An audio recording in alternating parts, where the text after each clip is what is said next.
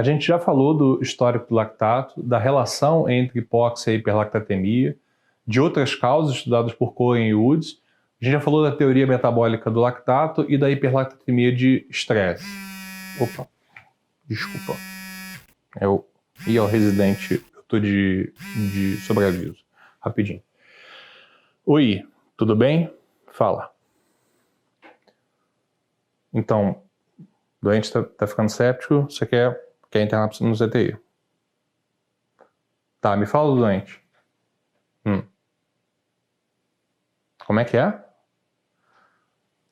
Eu vou aí, tá? Eu vou ter que ver o doente, eu já volto. Much later. Voltei, olha que bizarro.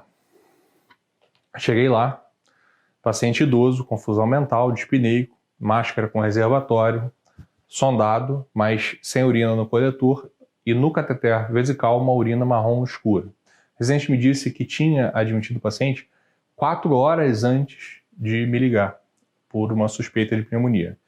O paciente saturava 88%, mas foi para 95% com a máscara.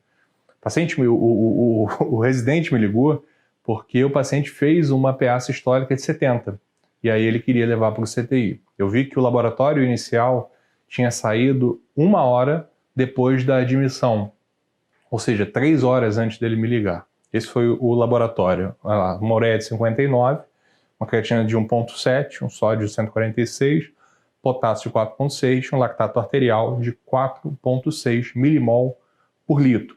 Perguntei qual foi a impressão dele.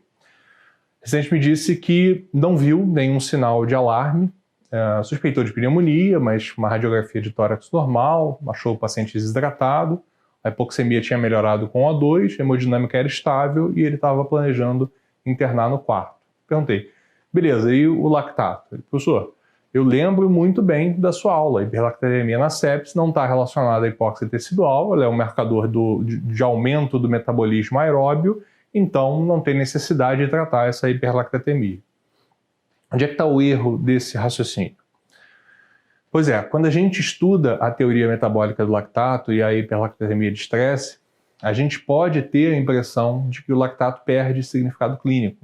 Por isso que é importante entender outros aspectos relevantes do lactato. O primeiro aspecto relevante é o prognóstico.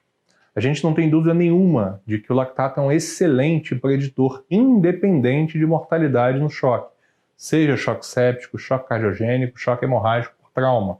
Mas bora refinar essa compreensão do prognóstico. Eu já te contei que em 1988, o professor Max Herreville nos mostrou que o lactato não tem relação com os parâmetros de oxigenação.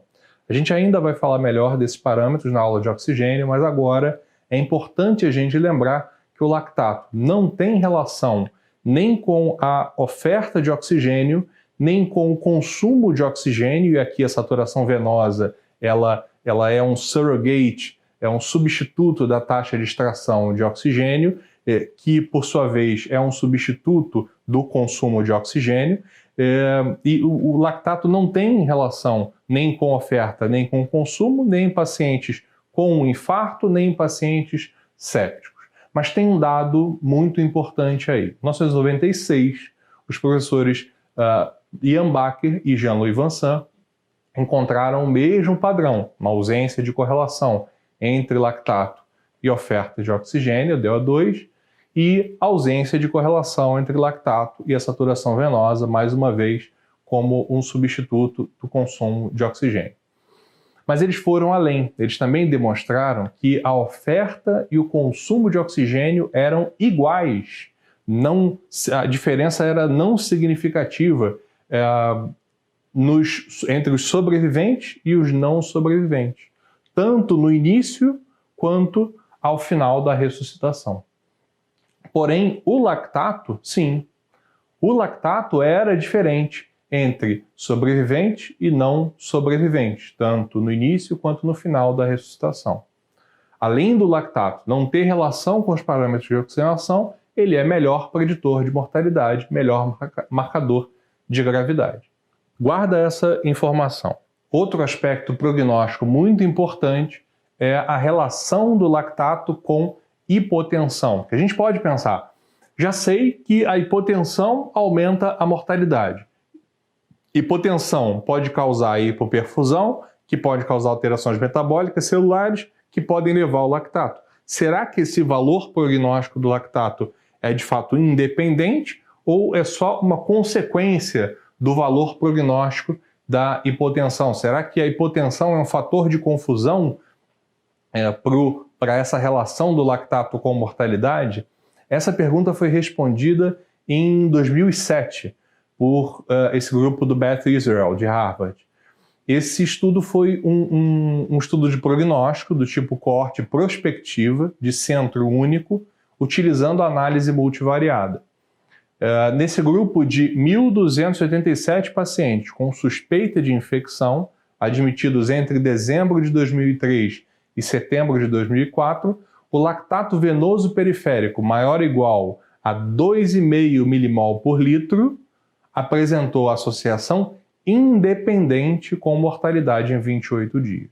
Lactato venoso periférico maior ou igual a 2,5 milimol por litro tem associação independente com mortalidade em 28 dias.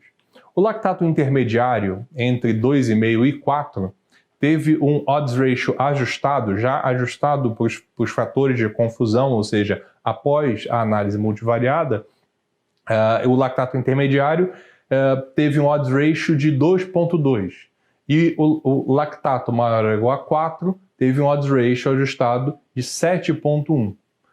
A pressão arterial sistólica entre 70 e 90 milímetros de mercúrio teve um odds ratio ajustado de 3,3 e a PA sistólica menor do que 70 teve um odds ratio ajustado de 8,5. Essa independência entre pressão arterial e lactato permite, então, identificar 9 estratos, 9 camadas de gravidade distintas, 9 combinações de lactato normal, lactato intermediário, lactato alto, com PA sistólica normal, PA sistólica baixa, PA sistólica muito baixa. Esse estudo reforça a importância de avaliar os dois parâmetros e valorizar cada um individualmente. Em 2013, o grupo da AMIL de São Paulo publicou um estudo semelhante, mas com dados nacionais. Eles usaram uma nomenclatura que ainda não é ratificada por consenso, porém está na literatura há alguns anos. O choque crítico ou críptico, ele é a hiperlactatemia sem hipotensão. Choque críptico é hiperlactatemia sem hipotensão. Choque vasoplégico é hipotensão sem hiperlactatemia. E choque disóxico é a hiperlactatemia com hipotensão. Existe um termo, o choque oculto, que não foi utilizado no estudo, mas você pode encontrar na literatura. Choque oculto é o choque com uma pressão arterial normal que só é detectado por exames do metabolismo, por exemplo, lactato ou saturação venosa. O choque críptico é um tipo de choque oculto, né? Porque ele é específico, está relacionado especificamente com o lactato. São terminologias criadas pelo Dr. Emmanuel Rivers, do Early Go Direct Therapy. O grupo da AMIL apresentou as curvas de Kaplan-Meier de cada choque e as mortalidades hospitalares. A sepse grave, na época 2013, a gente está falando de 2013, a sepse 3 foi em 2016.